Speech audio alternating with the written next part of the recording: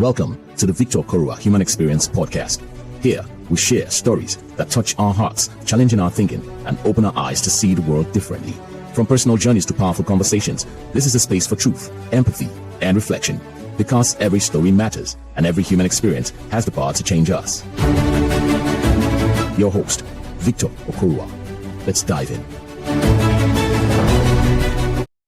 Hello, and welcome back to the Human Experience Podcast. I am Victor Okoruwa, your host. Imagine this: no new clothes for 1 year, no takeout coffee, no online shopping, nothing except food, rent, and the basics. Sounds extreme, right?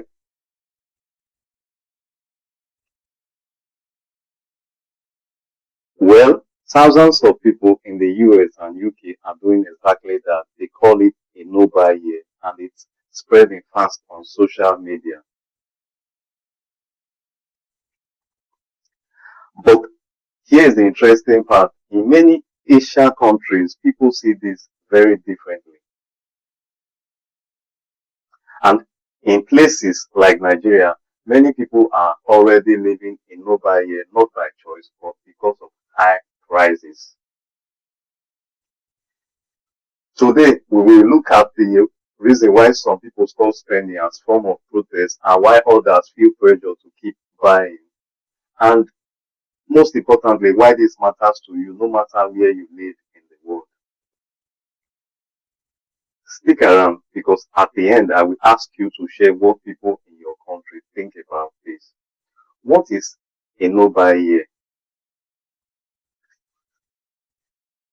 Let's start with the basics.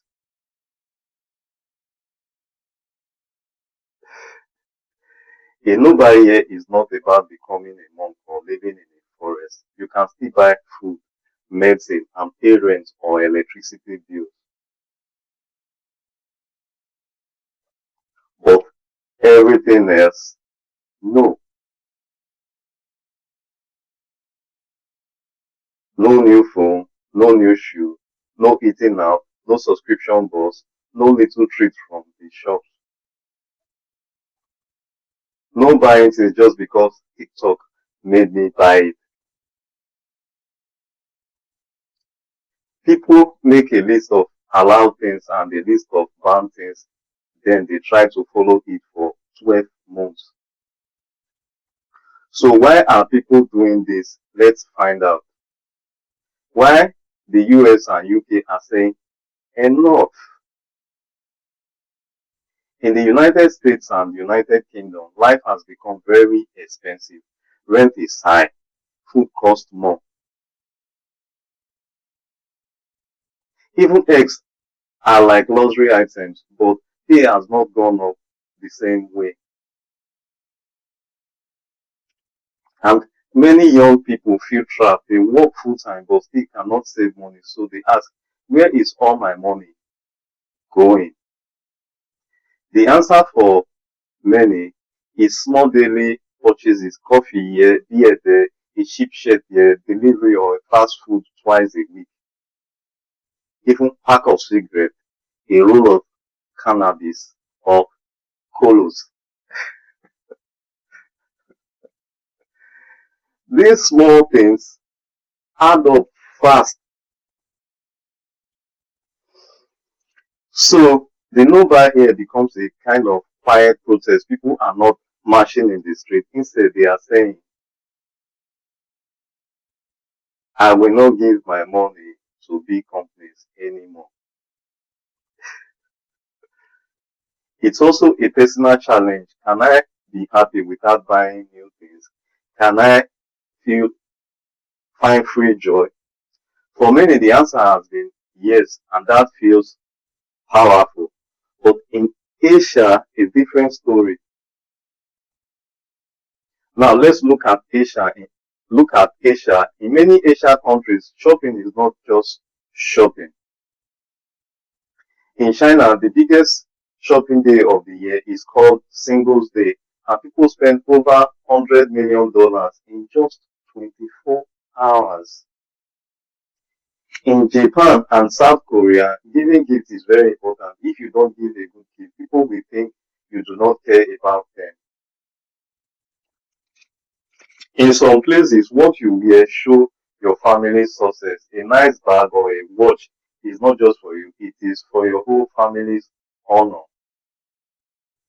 So if someone say, I will not buy anything new for 1 year, people might think, are you lazy? Are you poor? Do you not care about your family? This is very different. This is a very different reaction than in the US or UK. But here is the new change. Younger people in Asia are now starting to try no spending moves, not as protest, but because they are tired of pressure, tired of trying to look perfect. So the same idea, stopping spending can mean protest in one place and rest in another. What about places where survival is the reality? Now, let's talk about other parts of the world like Nigeria or many countries in Africa, South Africa, and Latin America. In these places, many people are already living what the internet now calls no buy here, but not by choice. Fuel price high, food expenses, dollar wahala or trouble, transportation stress, everything squeezing everybody like a phone. But at the same time, social media pressure is louder than ever. People still want the soft life, vacation pictures, latest phone, designer clothes, birthday photos that look like movie premiere. So now many people are trapped between reality and online appearance. Sometimes we buy things to impress people who don't even like us. Some people are in debt because of appearance. Some cannot rest because they are trying to maintain a lifestyle social media created. And social media is dangerous because it makes everybody compare their behind the scene with another person's highlight reel. Why this matters to you? You might be thinking, I don't live in the US, UK, or Asia. Why does this affect me? Three reasons. First, everywhere you go, companies want you to buy more. They spend billions to make you feel like you need their product. A no buyer helps you see through that trick. You save money and feel calmer. Second, the planet cannot handle us buying so much new stuff all the time. Clothes, electronic, plastic toys.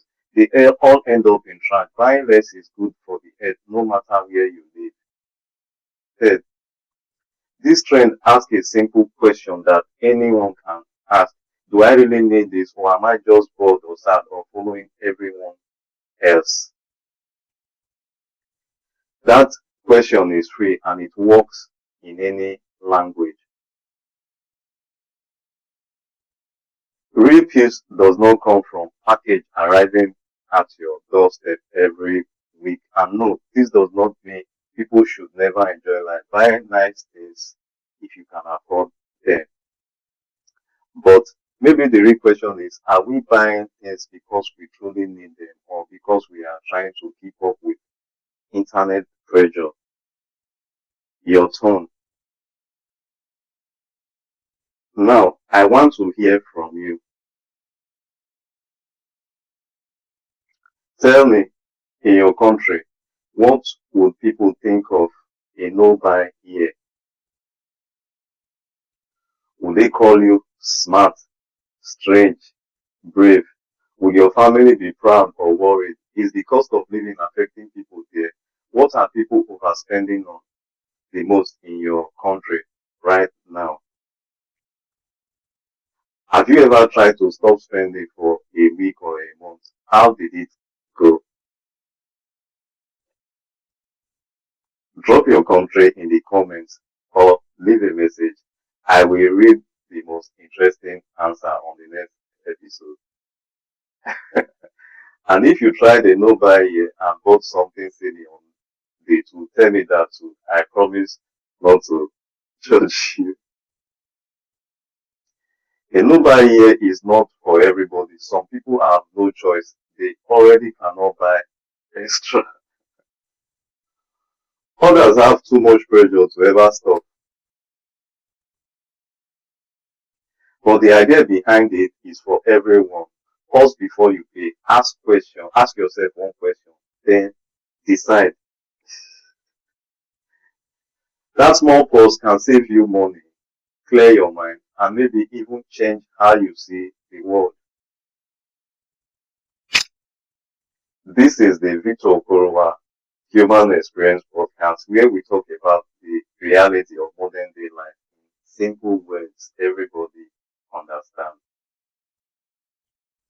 If you enjoyed this episode, please share it with a friend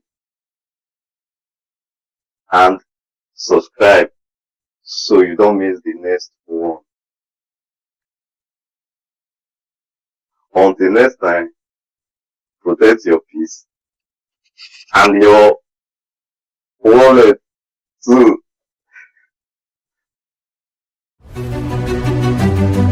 Thank you for joining the Victor Okoruwa Human Experience Podcast.